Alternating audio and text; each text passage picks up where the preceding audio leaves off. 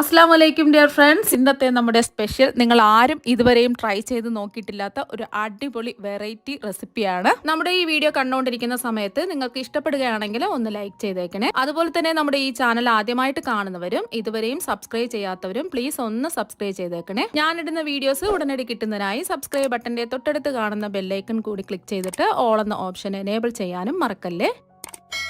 ആദ്യം തന്നെ ഇതിനായിട്ട് ഞാനിവിടെ ഒരു കടായി ചൂടാക്കാൻ വെച്ചിട്ടുണ്ട്.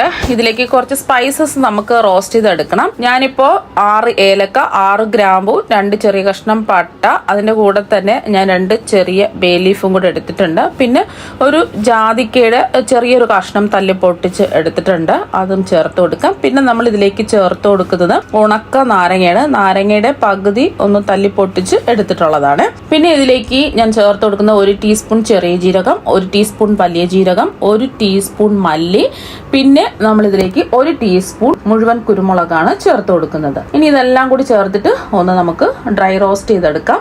ഇപ്പോൾ റോസ്റ്റ് ചെയ്തെടുത്തിട്ടുണ്ട്. റോസ്റ്റ് ചെയ്യുന്ന സമയത്ത് നല്ലൊരു മണം വരും, അതുവരെയും ഒന്ന് റോസ്റ്റ് ചെയ്തെടുക്കാം. ഇപ്പൊ ഇതിന്റെ ചൂട് മാറാൻ വേണ്ടിയിട്ട് നമുക്ക് മാറ്റി വെക്കാം. ചൂട് മാറിയതിന് ശേഷം ഇത് മിക്സിയുടെ ജാറിലിട്ടിട്ട് നല്ലതുപോലെ ഒന്ന് പൊടിച്ചെടുക്കാം. ഇപ്പൊ നല്ലതുപോലെ പൊടിച്ചെടുത്തിട്ടുണ്ട്. ഇനി പൊടിച്ചെടുത്തതിൽ നിന്നും 1 ടീസ്പൂൺ ഈ മസാല പൗഡർ മാറ്റി വെക്കാം, ബാക്കി ഒരു ബൗളിലേക്ക് മാറ്റാം. ഇനി ഇതിലേക്ക് 1 ടേബിൾ സ്പൂൺ മുളക് പൊടി ചേർത്ത് കൊടുക്കാം. ഞാനിപ്പോൾ കശ്മീരി മുളക് പൊടിയാണ് എടുത്തിട്ടുള്ളത്. സാധാരണ എരിവുള്ള മുളക് പൊടിയാണെന്നുണ്ടെങ്കിൽ ഇതിന്റെ പകുതി എടുത്താൽ മതിയാവും. ഇനി 1 ടീസ്പൂൺ ഇഞ്ചി വെളുത്തുള്ളി പേസ്റ്റ് ചേർത്ത് കൊടുക്കാം. ഇഞ്ചി വെളുത്തുള്ളി പേസ്റ്റ് ഇല്ലാന്നുണ്ടെങ്കിൽ ഇഞ്ചിയും വെളുത്തുള്ളിയും തല്ലി ചതച്ച് ചേർത്ത് കൊടുത്താൽ മതിയാവും. ഇനി 1 ടേബിൾ സ്പൂൺ നാരങ്ങ നീരാണ് ചേർത്ത് കൊടുക്കുന്നത്. ഇതിന്റെ കൂടെ ഒരു 1/4 ടീസ്പൂൺ ഉപ്പും കൂടി ചേർത്ത് കൊടുക്കാം. അപ്പൊ ഉപ്പ് ഒരുപാട് ചേർക്കണ്ട, 1/4 ടീസ്പൂൺ ചേർത്ത് കൊടുത്താൽ മതി. നമ്മൾ എടുത്ത ഇഞ്ചി വെളുത്തുള്ളി പേസ്റ്റിൽ അത്യാവശ്യം ഉപ്പുണ്ട്. പിന്നെ നമ്മൾ ഇതിലേക്ക് മാഗി ചിക്കൻ സ്റ്റോക്ക് ചേർക്കുന്നുണ്ട്, അതിൽ നല്ല ഉപ്പുണ്ട്. പിന്നെ ഇതിലേക്ക് ആവശ്യത്തിന് എണ്ണ ഒഴിച്ചു കൊടുക്കാം. 4-5 ടേബിൾ സ്പൂൺ എണ്ണ ഒഴിച്ചു കൊടുത്ത് ഒന്ന് മിക്സ് ചെയ്തെടുക്കുക. ഇതുപോലെ ഒന്ന് കുറുകി ഒന്ന് വരണം, അത്രയും എണ്ണ ഒഴിച്ചു കൊടുക്കുക. പിന്നെ ഇതിലേക്ക് നമ്മൾ ചേർത്ത് കൊടുക്കുന്നത് മാഗി ചിക്കൻ സ്റ്റോക്കാണ്. 2 എണ്ണമാണ് എടുത്തിട്ടുള്ളത്, ഉപ്പുള്ളതാണ് എടുത്തിട്ടുള്ളത്. അപ്പൊ എന്നിട്ട് വീണ്ടും കൈവച്ച് പൊടിച്ച് ഇട്ട് കൊടുക്കുക. എന്നിട്ട് ഒന്ന് മിക്സ് ചെയ്തെടുക്കുക. ഈ കുഴമ്പ് രൂപത്തിൽ ആയി കിട്ടണം, അത്രയും എണ്ണ ഒഴിച്ചു വേണം ഇത് മിക്സ് ചെയ്തെടുക്കാൻ. അപ്പൊ ഇതിവിടെ റെഡി ആയിട്ടുണ്ട്. ഇനി ഞാൻ എടുത്തിട്ടുള്ളത് അത്യാവശ്യം വലിപ്പമുള്ള 2 കഷ്ണം ചിക്കൻ കഷ്ണങ്ങളാണ് എടുത്തിട്ടുള്ളത്. 3/4 കിലോളം ഉണ്ടാവും. എന്നിട്ട് ഇതിൽ ഒരു ടൂത്ത് പിക്ക് വെച്ചിട്ടോ ഫോർക്ക് വെച്ചിട്ടോ ഈ മസാല പിടിച്ച് കിട്ടാൻ വേണ്ടിയിട്ട് നിറച്ചും ഹോൾസ് ഇട്ട് കൊടുക്കാം. അപ്പൊ ഹോൾസ് ഇട്ട് കൊടുത്തിട്ടുണ്ട്. ഇനി ഇതിലേക്കാണ് നമ്മൾ മസാല പുരട്ടി എടുക്കുന്നത്. അപ്പൊ നമ്മൾ തയ്യാറാക്കിയ മസാല ഇതിലേക്ക് ചേർത്ത് കൊടുത്ത് നന്നായിട്ടൊന്ന് മിക്സ് ചെയ്തെടുക്കാം.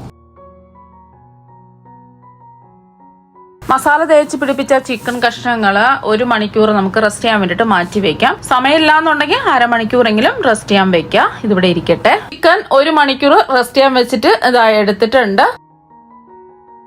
ഇനി അത്യാവശ്യം വലിപ്പമുള്ള ഒരു കടായി എടുക്കുക. ഇനി നമ്മൾ മസാലയൊക്കെ തേച്ച് പിടിപ്പിച്ച് വെച്ചിരിക്കുന്ന ചിക്കൻ കഷ്ണങ്ങൾ 2 ഇതുപോലെ വെച്ചു കൊടുക്കാം. ഇനി ഇതിലേക്ക് 2-3 ടേബിൾ സ്പൂൺ മല്ലിയില ചെറുതായിട്ട് കട്ട് ചെയ്തെടുത്ത മല്ലിയില ചേർക്കാം. പിന്നെ 1-2 ടേബിൾ സ്പൂൺ കുറച്ച് പുതിനയിലയും കൂടെ ചേർത്ത് കൊടുക്കാം. പിന്നെ ചേർത്ത് കൊടുക്കുന്നത് ക്യാപ്സിക്കം, ഒരു ക്യാപ്സിക്കത്തിന്റെ പകുതി എടുത്താൽ മതി, ചെറിയ കഷ്ണങ്ങളായിട്ട് കട്ട് ചെയ്തെടുത്തത് ഇതിലേക്ക് ചേർത്ത് കൊടുത്ത് ഒന്ന് മിക്സ് ചെയ്തെടുക്കാം. ഈ ക്യാപ്സിക്കം ഒക്കെ ചിക്കൻ വെന്ത് വരുമ്പോൾ ഒന്നും കാണില്ല, അതുമായിട്ടൊന്ന് മിക്സ് ആയി കിട്ടിക്കോളും. നല്ലൊരു പ്രത്യേക ടേസ്റ്റ് ആയിരിക്കും ഈ ക്യാപ്സിക്കം കൂടി ചേർത്ത് കൊടുക്കുമ്പോൾ. പിന്നെ ഇതിലേക്ക് ഉണങ്ങിയ ഒരു നാരങ്ങയും കൂടെ ഇട്ട് കൊടുത്തിട്ട് നമുക്ക് ഇത് ഒന്ന് വേവിച്ചിട്ടെടുക്കണം. ലോ ടു മീഡിയം ഫ്ലെയിം വെച്ച് കൊടുക്കുക. ചിക്കനൊക്കെ ഒന്ന് വെന്ത് വരണം. ഈ ഒരു സമയം കൊണ്ട് നമുക്ക് കപ്പ ഒന്ന് പുഴുങ്ങിയെടുക്കാം. ഇനി അടുത്തതായിട്ട് വേണ്ടത് കപ്പയാണ്. ഞാനിപ്പോൾ 1 കിലോ കപ്പയാണ് എടുത്തിട്ടുള്ളത്. ഇനി കപ്പയുടെ തൊലിയെല്ലാം പൊളിച്ച് മാറ്റിയതിന് ശേഷം ചെറിയ കഷ്ണങ്ങളായിട്ട് ഒന്ന് കട്ട് ചെയ്തെടുക്കുക. എന്നിട്ട് നല്ലോണം ഒന്ന് വാഷ് ചെയ്തെടുക്കാം.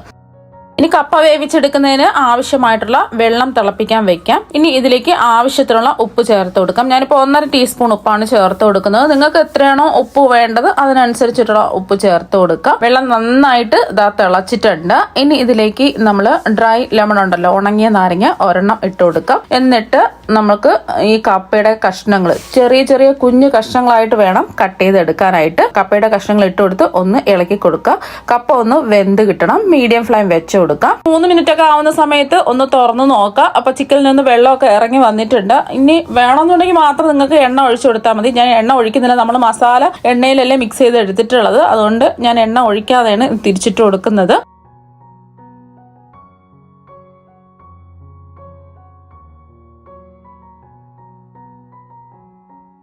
തിരിച്ചിട്ട് കൊടുത്തതിന് ശേഷം വീണ്ടും മൂടി വെച്ചു കൊടുക്കുക. ഇത് ഇടയ്ക്കിടയ്ക്ക് ഇങ്ങനെ തന്നെ ചെയ്യുക. ചിക്കൻ നല്ലോണം വെന്ത് കിട്ടുകയും വേണം. നമ്മൾ നല്ലോണം മൊരിഞ്ഞ് ഫ്രൈ ആവുന്ന അത്രയിടം വരെ നമുക്കിതൊന്ന് കുക്ക് ചെയ്തെടുക്കണം. അപ്പൊ 3-4 മിനിറ്റ് കഴിഞ്ഞ് വീണ്ടും തുറന്ന് നോക്കാം. വീണ്ടും ഈ ചിക്കൻ ഒന്ന് തിരിച്ചിട്ട് കൊടുക്കാം.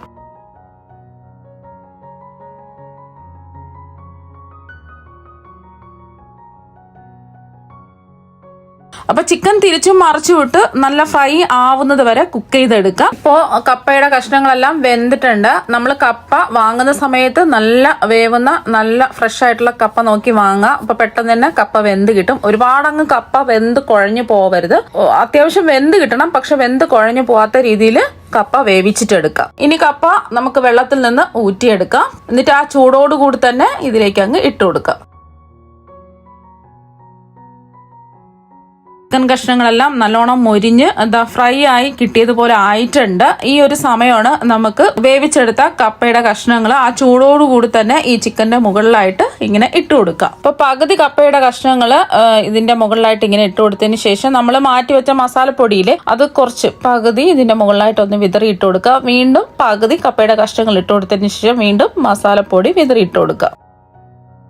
ഇനി ഇതിൽ ചെറിയൊരു മഞ്ഞ കളർ അവിടെ കിട്ടുന്നതിന് വേണ്ടിയിട്ട് കുറച്ച് മഞ്ഞൾപ്പൊടിയോ അല്ലെങ്കിൽ കുറച്ച് യെല്ലോ ഫുഡ് കളറോ കുറച്ച് വെള്ളത്തിൽ ഒരു ടേബിൾ സ്പൂൺ വെള്ളത്തിൽ ഒന്ന് മിക്സ് ചെയ്തിട്ട് ഇതിന്റെ മുകളിലായിട്ട് ഇങ്ങനെ കുറച്ചായിട്ട് ഇങ്ങനെ ഒഴിച്ചു കൊടുക്കുക. വേണമെന്ന് നിർബന്ധമൊന്നുമില്ല, ഇല്ലെങ്കിലും കുഴപ്പമൊന്നുമില്ല. ഇനി വീണ്ടും നമുക്ക് ഇതിലേക്ക് കുറച്ച് പച്ചമുളക് ഇതുപോലെ ഒന്ന് കുത്തി വെച്ചു കൊടുക്കാം. 5-6 മുളക് ഇതുപോലെ കുത്തി വെച്ച് കൊടുത്തതിന് ശേഷം ഒരു പാത്രം എടുക്കുക. സ്റ്റീലിന്റെ പാത്രം എടുത്തതിന് ശേഷം ഇതിലേക്ക് ചൂടാക്കിയ ചാർക്കോൾ ഇതിലേക്ക് ഇട്ട് കൊടുക്കാം. ഒരു 2-3 കഷ്ണം ചാർക്കോൾ നല്ലതുപോലെ ചൂടാക്കിയിട്ട് വേണം ഇട്ട് കൊടുക്കാനായിട്ട്. ചാർക്കോൾ ഇല്ലാന്നുണ്ടെങ്കിൽ ചിരട്ടയുടെ കഷ്ണം ചൂടാക്കി ഇട്ട് കൊടുത്താലും മതി. പിന്നെ ഇതിലേക്ക് ഈ ചാർക്കോളിന്റെ മുകളിലായിട്ട് കുറച്ച് എണ്ണ കൂടി ഒഴിച്ചു കൊടുക്കുക. അപ്പൊ നല്ലൊരു പുക വരും. ആ ഒരു സമയം പെട്ടെന്ന് തന്നെ ഇത് മൂടി വെച്ച് കൊടുക്കണം. മൂടി വെച്ച് കൊടുത്ത് ഫ്ലെയിം കുറച്ച് വെച്ച് കൊടുക്കുക. ഒരു 10 മിനിറ്റ് എങ്കിലും ഇത് ഇങ്ങനെ തന്നെ ഇരിക്കട്ടെ. 10 മിനിറ്റ് കഴിഞ്ഞതിന് ശേഷം ഫ്ലെയിം ഓഫ് ആക്കി കുറച്ച് സമയം ഇങ്ങനെ തന്നെ വെക്കാം. 10 മിനിറ്റ് കഴിഞ്ഞ് ഫ്ലെയിം ഓഫ് ആക്കി കൊടുത്തു. വീണ്ടും 10 മിനിറ്റ് വെച്ചതിന് ശേഷം തുറന്ന് നോക്കാം. നല്ലൊരു മണം വരുന്നുണ്ട്. ഇനി നമുക്ക് ഈ ചാർക്കോള് അതങ്ങ് എടുത്ത് മാറ്റാം. ഇനി ഇതിലുള്ള പച്ചമുളകും ആ ഡ്രൈ ലെമണും എടുത്ത് മാറ്റിയതിന് ശേഷം ചിക്കൻ കഷ്ണങ്ങള് എടുത്ത് മാറ്റാം.